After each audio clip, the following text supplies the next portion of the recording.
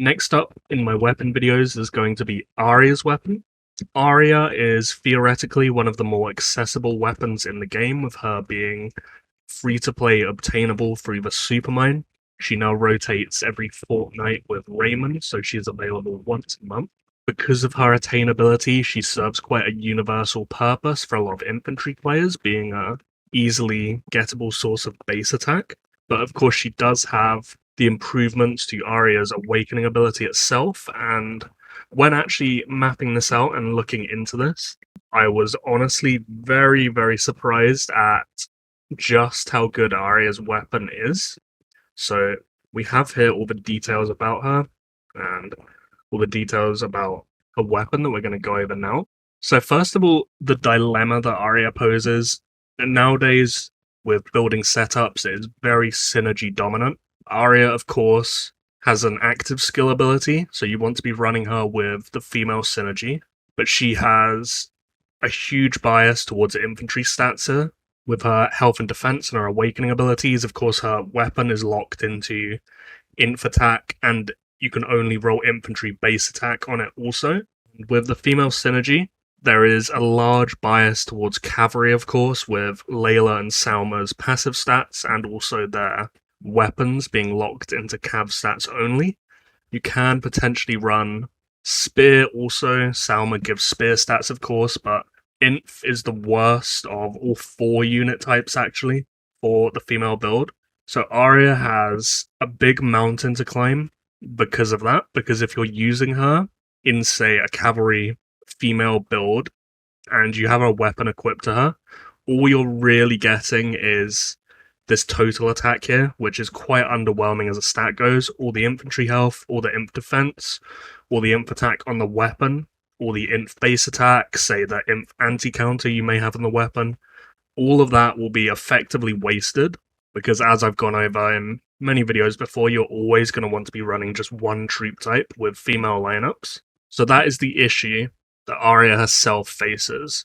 When you look at her awakening ability, her base 4-star, every time you cast her active ability, it will apply a death marker, which will increase her following active skills damage by 20%, and that will continuously stack up and up.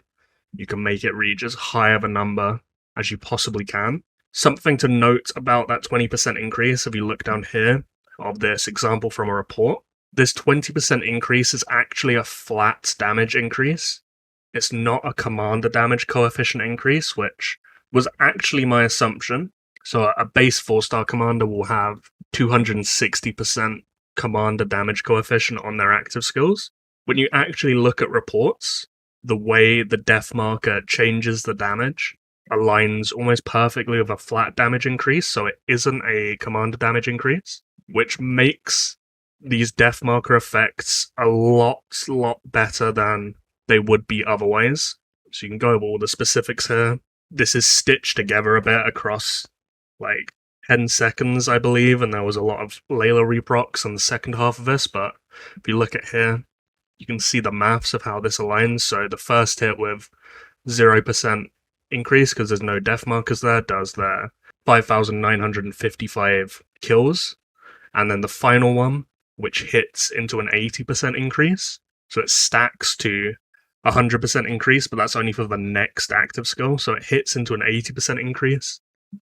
And when you times that first number of damage by 1.8, you get just a little bit higher than the actual damage you get with this hit into the 80% increase, but because it's over 10 seconds, there's some troop loss on the allied side here, so there's less troops totaling into the commander damage itself, so you lose a bit of the damage there, but you can still clearly see that this is a flat damage increase and not a commander damage increase. So when considering that and you look up through the weapon levels, the higher percentage of death marker modifiers will really start to skyrocket Arya's weapon in terms of how much of a difference it's going to be making in fights. So it goes from 20% all the way up to 50% at 4-star.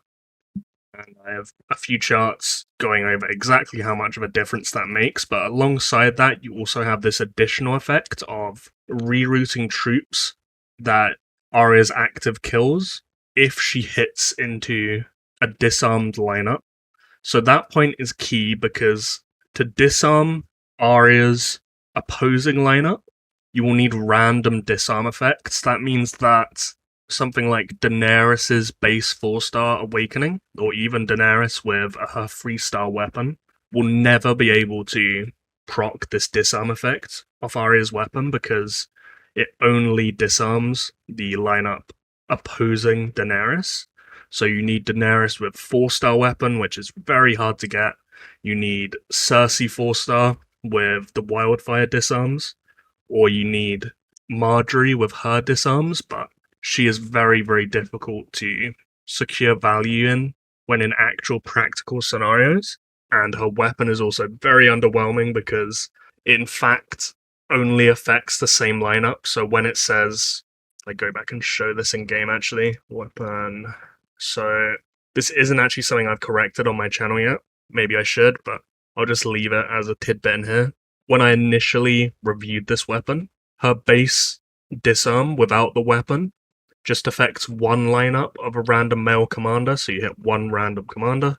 The weapon changes that to a plural number of lineups, so a base here you have 2 lineups, a 4 you can see it's 3.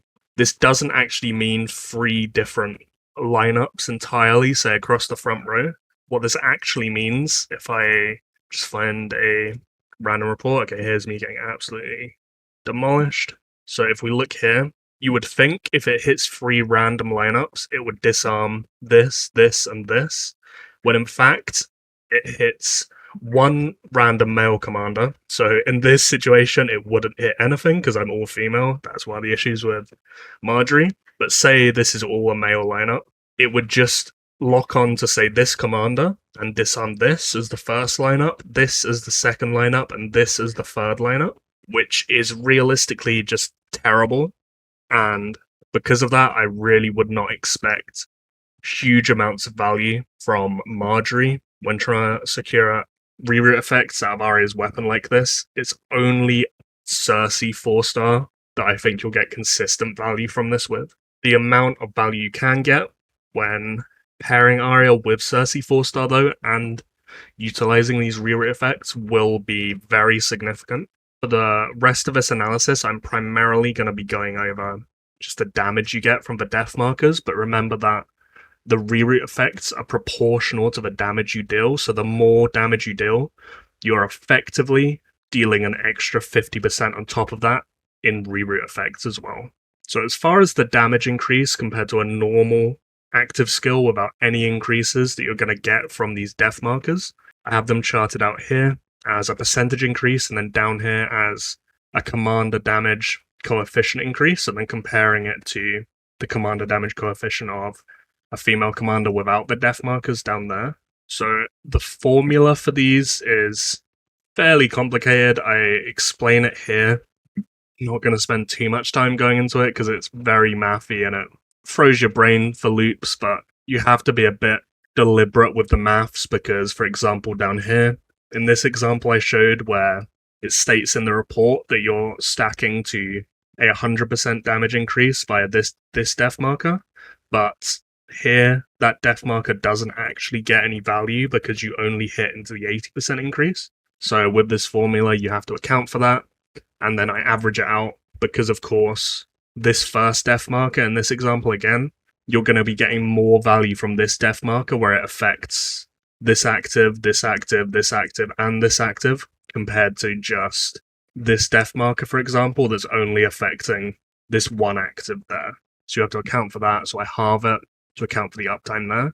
You can pick holes in it if you want, but it's explained there, and it should be accurate.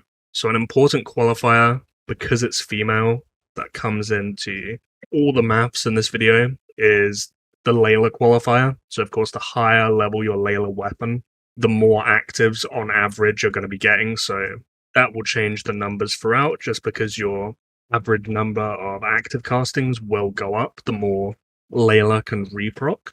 So base Layla here and base Arya you'll gain 52% more damage on top of what Arya would do if she didn't have this death marker effect than you would otherwise. And that will scale all the way up to a 168% increase if you have Arya's 4-star weapon and Layla's 4-star weapon present. So that increase is absolutely huge in terms of the amount of damage you're actually putting out. And again, remember, this additional damage, if you have disarm effects present, so say there's 4-star Cersei there, this could be potentially another 80% in practice on top of this. This is fairly hard to visualize, so I wrote that back out as a commander damage coefficient increase down here, just so that's a bit easier to visualize. I use here a 310% coefficient, so it's 50% higher than base. That is with the Flaming Throne Dragon skin and the Strong Assault Dragon skill as well. That's also the coefficient used here. These numbers could be slightly lower if you don't have those buffs, but for comparison's sake, it's still the same. So even Arya without the death markers would, with a 4-star Layla weapon, do approximately 2,400% commander damage coefficient across a fight, so that the equivalent of like 24 normal attacks. If you have her 4-star weapon equipped with that same 4-star Layla weapon, the death markers would increase that by an additional 4,000%, so it'll be about 2,400% plus 4,000%. So the value here of Arya in her most ideal situation is the equivalent of 40 additional normal attacks, which is huge. I mean, just as an anecdotal comparison, the Amadon damage, I thought maybe this could be wrong for whatever reason, because he's an F5 commander, and maybe he'd perform better in practice, but it's exactly as it reads. It only hits 2 enemy targets, as you can see here, where it hits C3 and C1, and then C3, C1 again. The damage is quite low, and that's just because it's only an 80% damage coefficient. So you're going to get like about 800% damage coefficient from Amadon across a fight. The weakness attack increase as well. This isn't a flat increase like Arya's is. This is actually just adding to the weakness stack. So if you have, say, a 4-star Jaime weapon, you see this in reports, you'll have a 5% weakness stack on the lineup already, and then when you move to it after killing the previous lineup, it will stack from 5% to 11 and then 17 and so on.